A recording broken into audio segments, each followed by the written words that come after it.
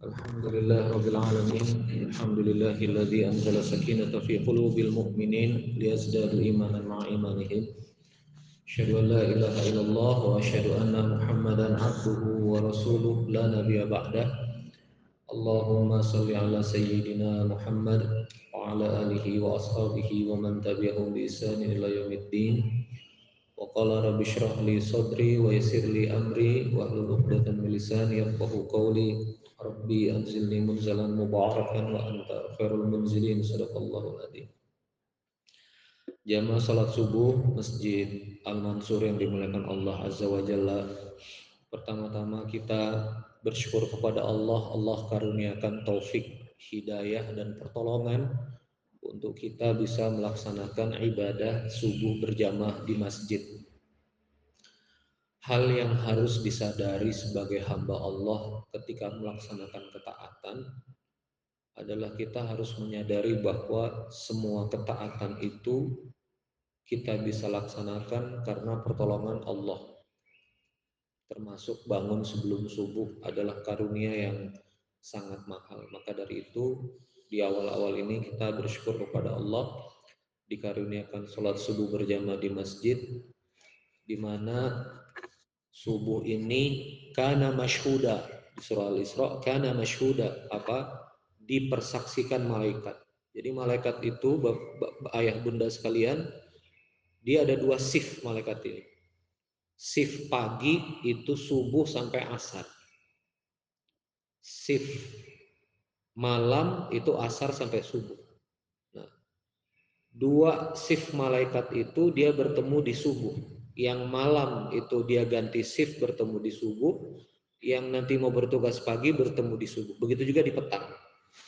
Nanti ini menjadi sunnah syariat yang diminta oleh Nabi untuk berzikir asbahna wa amsayna, subuh dan petang. Jadi kalau misalnya zikir pagi dan sore, sore itu bukan ba'da maghrib zikirnya, tapi ba'da asar. Maka Nabi Allah Muhammad Sallallahu Alaihi Wasallam itu kemudian sangat senang untuk memakmurkan ba'da asar dengan doa. Karena apa? Malaikat berhimpun. Itu satu. Jadi subuh ini karena masyhuda. Yang kedua, salat sunnah qobliyah sebelum fajar. Ada dua pendapat ya. Ada yang mengatakan salat subuhnya, ada yang mengatakan 2 rakaat sebelum fajar. Ya. Jadi kalau di dalam Quran itu tidak ketemu istilah sholat subuh. Kalau kita ke Madinah, ke Mekah, ada waktu sholat, itu bukan subuh tulisannya, tapi fajar. Nah, fajar itu waktu subuh ini. Nah, 2 rakaat sebelum subuh itu Allah ganjar khairul laka minat dunya wa ma fiha. Lebih baik daripada dunia dan seisinya. Jadi sholat subuh ya sebelumnya 2 rakaat qobliyah tadi sebelumnya itu pahalanya besar. Yang ketiga, Nabiullah Muhammad Shallallahu Alaihi Wasallam itu mendoakan khusus umatnya di waktu subuh. Jadi mendoakan khusus umatnya di waktu subuh. Doa Nabi kepada umatnya di waktu subuh, Allahumma barik li ummati fi bukuriha. Saya ulangi sekali, Allahumma barikli ya Allah, berkahi umatku, barikli ummati fi bukhuriha. Apa itu bukhur? Waktu bukhur. Nah, waktu bukhur ini waktu pagi ini dari azan subuh, syuruk, lalu kemudian nanti duha. Ini yang kemudian orang tua kita sering bilang jangan tidur di waktu subuh karena ada doa Nabi Muhammad Sallallahu Alaihi Wasallam. Jamaah sekalian, kegiatan Ba'da subuh ini kita beri nama subuh mahabbah ya. Kita membangun cinta kepada Allah Azza wa Jalla melalui ilmu dan melalui Quran hadis. Semoga kita bisa menjadi hamba yang baik. Setelah kajian ini kita disupport oleh entitas Balai Saji Berkah Box ya. Bunda Nirwana, ada kudapan nanti ya Pak. Itu halal, kudapannya boleh disantap sederhana, kadang kacang hijau, kadang kudapan-kudapan snack sederhana.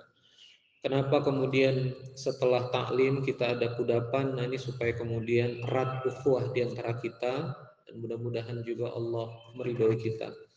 Nah, taklim ini juga membantu kita mengisi dari ba'da subuh sampai syuruk karena hadis Nabi Muhammad SAW, barang siapa yang setelah sholat subuh berjamaah di masjid lalu kemudian menahan diri, dan ini di salah satu sunnah muakkadah yang dilaksanakan oleh Nabi Muhammad SAW, beliau tidak pernah beranjak dari ba'da subuh sampai syuruk. Nah, kapan itu syuruk?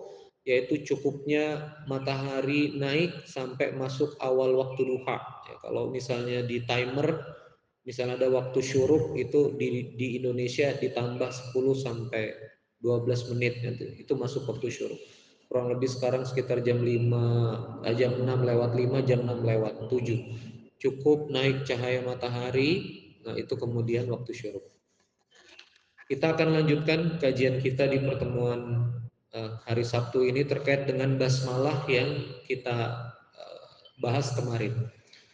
Kemarin kita membahas bahwa Allah itu berkomunikasi dengan hambanya itu melalui Al-Quran. Dan Allah mengawali komunikasi dengan hambanya dengan satu ayat, Bismillahirrahmanirrahim. Maka alim ulama tafsir sepakat, Allah memperkenalkan dirinya itu dengan Ar-Rahman Ar-Rahim. Dari 99 nama, ada Maha Menyiksa Al-Muntaqim, ada Maha Menaklukkan Al-Qahar, Maha Memaksa Al-Jabbar, ya, Maha Kuat, dan berbagai asma Allah yang sifatnya keras, syadid, ya. Allah Azza wa Jalla memperkenalkan diri dengan nama yang maha lembut, yaitu Ar-Rahman Ar-Rahim. Ini membangun sebuah perspektif pada diri kita sebagai hamba Allah bahwa sejatinya Allah Azza wa Jalla itu maha kasih dan maha rahman. Nah, pada pertemuan kali ini kita akan membahas tentang fadilah bismillah itu sendiri. Ya, kajian fadilah bismillah itu sendiri, ada beberapa naskah yang sudah saya copy di grup pemakmur masjid, ya, nanti bisa dibaca. Dari Abu Hurairah radhiyallahu anhu, Rasulullah sallallahu alaihi wasallam bersabda, ya, kullu amrin dzibali la yubda'u fihi bismillahirrahmanirrahim fahuwa abtar. Jadi setiap perkara yang tidak dimulai dengan bismillahirrahmanirrahim maka terputus. Apa maksudnya terputus? Terputus keberkahannya. Nah, ini luar biasa ya, Pak. Maka disambung lagi pada hadis-hadis berikutnya, saya bacakan saja dulu sampai habis ya supaya kita bisa melihat semangatnya. Rasulullah Shallallahu Alaihi Wasallam pernah duduk dan saat itu ada seorang pemuda yang makan tanpa membaca Bismillah.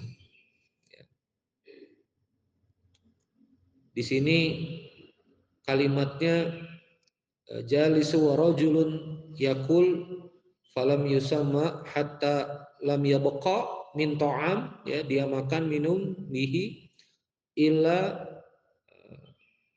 luqmatun, nah, jadi tanpa kemudian membaca basmalah hingga makanannya tersisa satu suap. Nah, ketika ia mengangkat suapan tersebut ke mulutnya, lalu dia mengucapkan Bismillahi awwalu wal akhir. Nah, ini adalah adab kalau kita makan lupa berdoa, Bismillah awal wal akhir. Maka ketika pemuda ini mengatakan Bismillahi awal wal akhir, Nabiullah Muhammad SAW itu bersabda, setan terus makan bersamanya hingga ketika ia menyebut nama Allah Bismillah, setan memuntahkan apa yang ada di perutnya. Jadi ruqyah syariah itu betul, Pak. Kalau dia ngomong wah ini setannya gemuk banget, itu karena memang ngikut terus. Setan di dalam aliran darah kita itu bisa ikut makan makanan yang dinikmati oleh hamba Allah. Jadi setan itu memang dia ngikut, dia tidak bisa makan makanan kita, tapi ketika kita, ya, tidak kemudian mengucapkan basmalah, dia ngikut. Nah, ini bukan dalam perkara makan saja, ya, ini diriwayatkan hadis riwayat Abu Daud 3768, riwayat Ahmad dan riwayat Nasai, ya. Hampir 3 periwayatan menjelaskan makan tanpa bismillah ini setan ikut. Dari Ibnu Abbas radhiyallahu anhu berkata, Rasulullah SAW bersabda, jika salah seorang dari kalian ingin melakukan hubungan badan, ya, yatina ahlahu, ya, ingin melakukan, kalimatnya di sini idza arada, punya keinginan untuk kemudian berkumpul, lalu ia membaca doa Bismillahi Allahumma jannibas syaitan wa jannibis syaitan ma razaqtana. Ya, ini sebetulnya wajib dihafal oleh pasangan suami istri. Kalau nggak hafal sebelum tempel aja Pak Ustaz di dekat kasur. Bismillahi jannibna syaitan wa jannibis syaitan ma razaqtana. Dengan menyebut nama Allah, aku jauhkan kami dari gangguan setan dan jauhkan setan dari rezeki yang engkau anugerahkan kepada kami. Kemudian jika Allah menakdirkan lahirnya anak dari hubungan intim tersebut, maka setan tidak akan bisa mencelakakan anak tersebut selama-lamanya.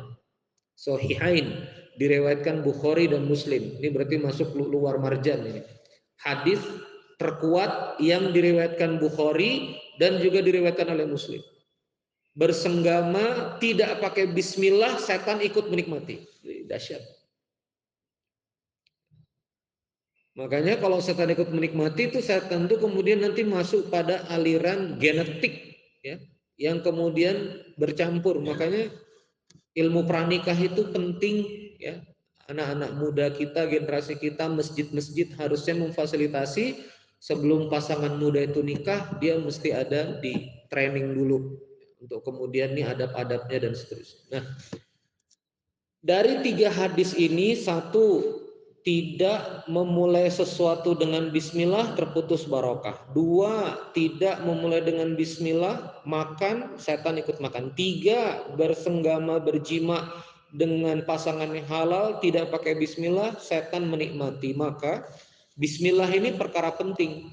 Ya, saya menyimpulkan ada 3 hal. Pertama, bismillah itu adalah bentuk kita menyadari memulai sesuatu dengan berharap perlindungan Allah, berharap petunjuk Allah, berharap kebersamaan dari Allah. Gini Pak, kalau kita kerja, misalnya kita dinas, SPJ, keluar kota, dalam rangka ingin negosiasi bisnis atau dalam rangka ingin offering produk, ya, proposal, project, ya. Biasanya karyawan yang baik itu pasti nge-WA bosnya dulu atau superordinat, kan gitu ya? Ya Pak Agung ya. Pak Agung suka dinas-dinas ini kemana-mana. Pasti WA. Bos saya mau ke Jakarta dulu nih, kita mau ketemu klien. Doain ya bos ya, thank you supportnya. Makasih gini-gini, nanti kita komunikasi terus. Kenapa kita WA bos kita? Karena kita ingin ada support dari manajemen, kan gitu. Kita pengen disupport sama bos kita waktu kita kerja ini, gitu loh. Kita nanti kalau butuh data, kita minta supply data. Kalau nanti kita minta mungkin preference produk, kita minta disupport. Dan supaya bos kita tahu kita ini lagi mau negosiasi sama klien penting nih, project nilainya 1,5 miliar, misalnya begitu.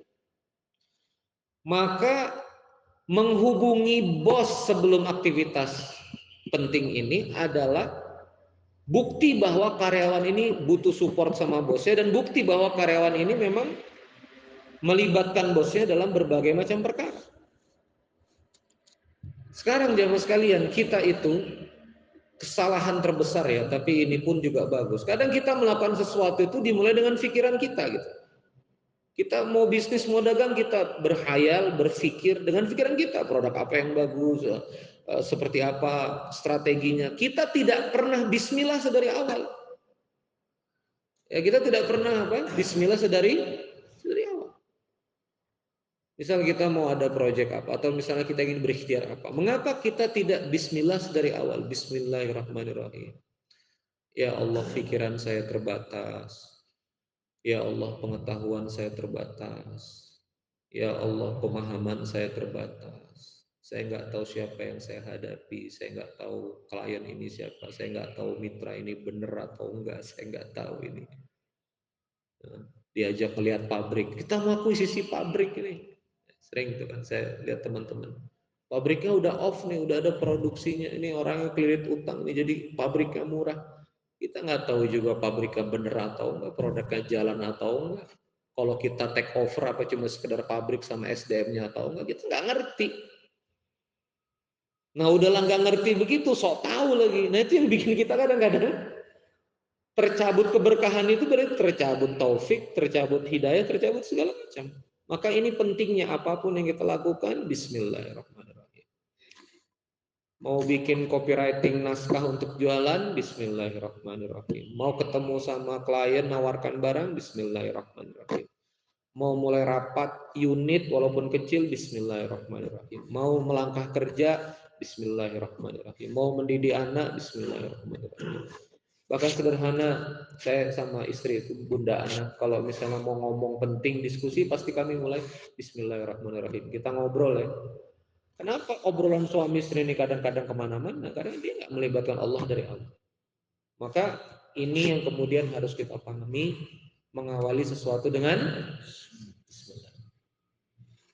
Barang siapa yang keluar rumah kemudian mengucapkan bismillahi tawakkaltu 'ala Allah la haula wala quwata illa billah, dia melangkah, maka Allah akan melindunginya sampai dia pulang ke rumah. Itu dahsyatnya bismillah. Ini yang satu. Jadi satu, bismillah itu bukti kita mengawali melibatkan Allah Azza wa Jalla. Yang kedua, melakukan sesuatu dengan bismillah berarti melibatkan Allah dalam proses itu berjalan. Ini kita suka salah persepsi. Persepsinya gini, bismillah ini awalan aja. Dia bukan awalan, Pak. Bismillah itu berarti sepanjang proses itu Allah membersamai. Maka kita lihat, kalau makan pakai bismillah, setan nggak bisa ngikutin itu makan kita. Makanya ketika anak muda itu tidak pakai bismillah, dia lupa, lalu bismillahi awal akhir, setan memuntahkannya. Nah, banyak hadirin sekalian jamaah, kita itu banyak sekali melakukan sesuatu itu benar di awal. Ya, kayak misalnya dakwah begini ya, memakmurkan Al-Mansur itu, biasanya kalau awal-awal itu niatnya benar sih, awal-awal. Nanti kalau sudah jalan, jamaah tambah banyak ya, muhibbin tambah banyak. Di dakwah tuh biasanya begitu. Mulai datang pengusaha bawa ini, bawa itu, support apa segala macam. Ini niat itu bisa kemana-mana. Nah makanya dakwah pun dia harus dimulai dengan bismillah, karena diawali dengan benar, dijalaninya juga dengan benar. Itu dia, bismillah itu adalah awalan dan dia melindungi prosesnya. Nah ini hebatnya bismillah. Sama tadi kayak bersenggama itu kan nggak sedetik 2 detik Pak, dia kan berproses. Sekian menit, sekian belas menit. Ya. Maka bersenggama berhubungan badan suami istri pun ketika bismillah, dia nggak cuma melindungi di depan, tapi dia melindungi bahkan sampai kemudian lahir keturunan tuh Allah lindungi. Itu basmalah tuh perkara kecil tapi harus kita seriusin dengan baik. Dan tentu yang ketiga adalah bismillah itu, jamaah sekalian, adalah sebuah bentuk bahwa semua yang kita lakukan ini adalah wabil akhiratihum yuqinun, untuk nilai di akhirat. Jangan sekalian yang dirahmati Allah Subhanahu wa taala, minta kebaikan dunia dan kemudian memohon kepada Allah agar dunia kita itu baik boleh. Nanti kita ngaji di surah Qasas itu, jangan kamu lupa ya, wala tansa nasibaka minad dunya, itu ada ya. Kejarlah akhiratmu, wabtagi fima ataqallahu daral akhirah wala tansa nasibaka minad dunya, itu ada ya. Nanti kita akan bahas tafsir dari ayat itu suatu saat ya dalam rangkaian kajian subuh.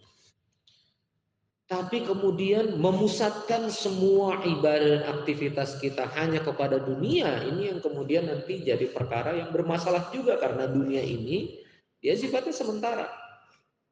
Dan di dunia ini, jamaah sekalian, tidak ada ukuran bahwa orang kaya yang dicintai Allah, orang miskin itu tidak dicintai Allah. Kaya, miskin, susah, senang itu adalah variabel alamiah dunia saja. Yang Allah nilai adalah ketakwaannya, kebaikannya. Nabi Sulaiman alaihissalam kaya luar biasa, punya kekuasaan yang tidak ada nabi-nabi yang lain yang punya. Nabi Sulaiman dalam kekayaan dan kekuasaan yang luar biasa, jiwanya hadza min fadli rabbi. Jadi bersyukur ya. Faqala alhamdulillahi min fadli. Nabi Sulaiman itu bersyukur atas segala karunia.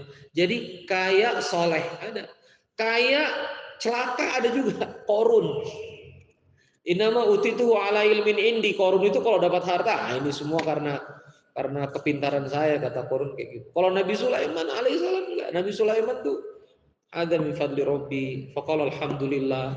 Itu Nabi Sulaiman. Jadi kaya itu cuma hiasan dunia aja, ada kaya, tapi kualitas di depan Allah dia takwa atau enggak. Jatuh miskin kemudian celaka juga ada. Udahlah miskin masuk judi online lagi ada banyak sekarang itu. Kita punya masyarakat sekarang kalau kita lihat di arus bawah itu udah miskin, nggak sholat, ke rumah tangga susah, dapat sehari 20.000, beli token judi online. La haula wala quwwata illa billah. Ini kelakuan. Jadi udah jatuh terperosok. Ada yang juga jatuh, kita lihat Nabi Ayub alaihissalam sakit, jatuh perkara ini, sabar. Bahkan kalimatnya ketika malaikat itu kan gini Pak cerita. Nabi Ayub ini kan setelah diuji oleh syaitan, jatuh miskin, istrinya hanya tinggal satu, kemudian sebatang kara, itu tidak pernah untuk meminta keluar dari cobaan. Nabi Ayub itu ngomong begini ke malaikat, aku ini dikasih Allah nikmat panjang, sakit dan miskin segini nggak apa-apa lah. Sampai satu momen tuh malaikat udah nggak kuat banget.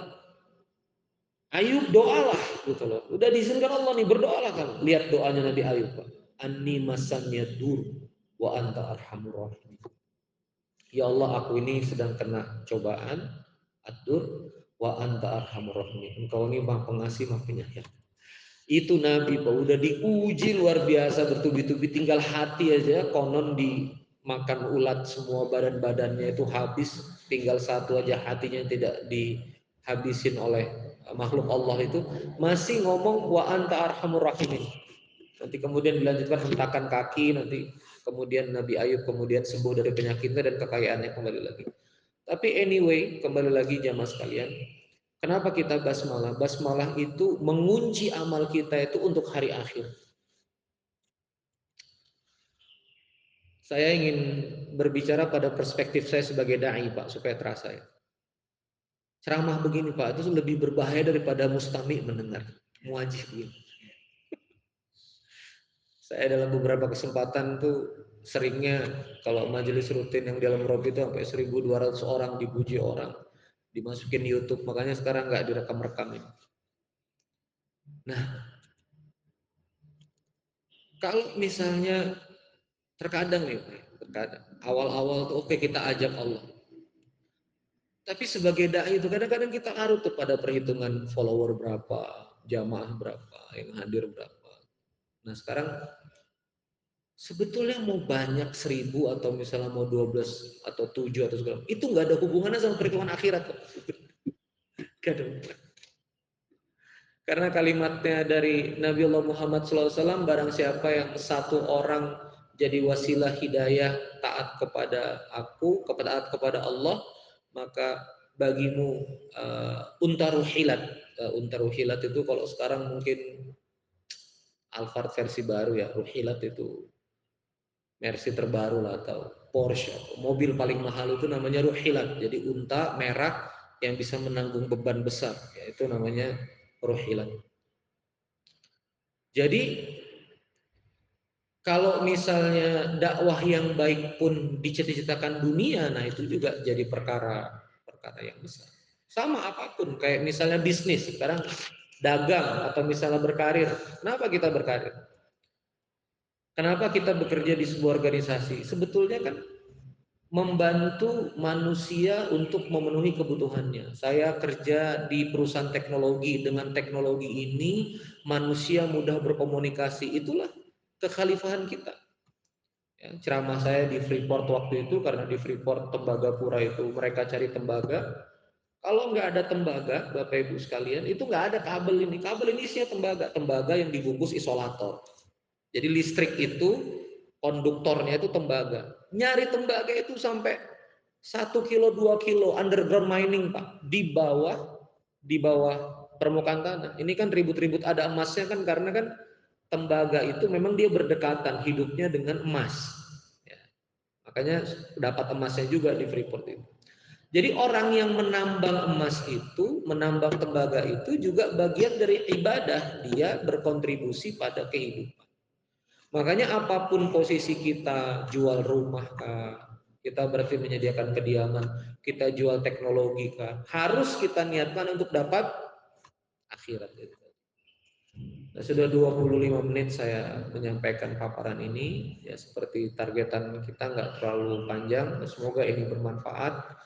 Dan insya Allah kita akan besok melanjutkan ahad besok terkait dengan hadis taubat dan fadilah taubat istighfar terkait dengan Ar-Rahman Ar-Rahim. Semoga Allah mencintai kita semua, Bapak Ibu sekalian. Yang sempit semoga dilapangkan, yang punya masalah semoga ya ja'alahu makhraja, Allah berikan jalan keluar. Semoga Allah sayang kita semua, Allah berkahi Masjid Al-Mansur, Allah berkahi kawasan ini, Allah lindungi kita dan Allah sayang sama kita. Allahumma inni as'aluka ilman nafi'an wa rizqan thayyiban wa amalan mutaqabbala. Allahumma inni as'aluka rizqan ilman nafi'an wa rizqan thayyiban wa amalan mutaqabbal. Allahumma inni as'aluka ilman nafi'an wa rizqan thayyiban wa amalan mutaqabbal. Asbahna wa asbahal mulku lillah walhamdulillahi la syarika lah. La ilaha illallah wahdahu la syarika. Ayah bunda, ada kudapan sederhana, mohon berkenan disantap. Bagi yang ingin menjaga sampai waktu syuruk, silakan jaga sampai waktu syuruk, kemudian menyantap hidangan yang ada. Terima kasih. Mudah-mudahan Allah panjangkan usia kita sampai esok hari, berkah hari ini. Ya, semoga hari ini Allah banyak-banyak beri kebaikan kita. Assalamualaikum warahmatullahi wabarakatuh. Subhanallahumma bihamdika asyhadu an la ilaha illa anta astaghfiruka wa atubu ilaik.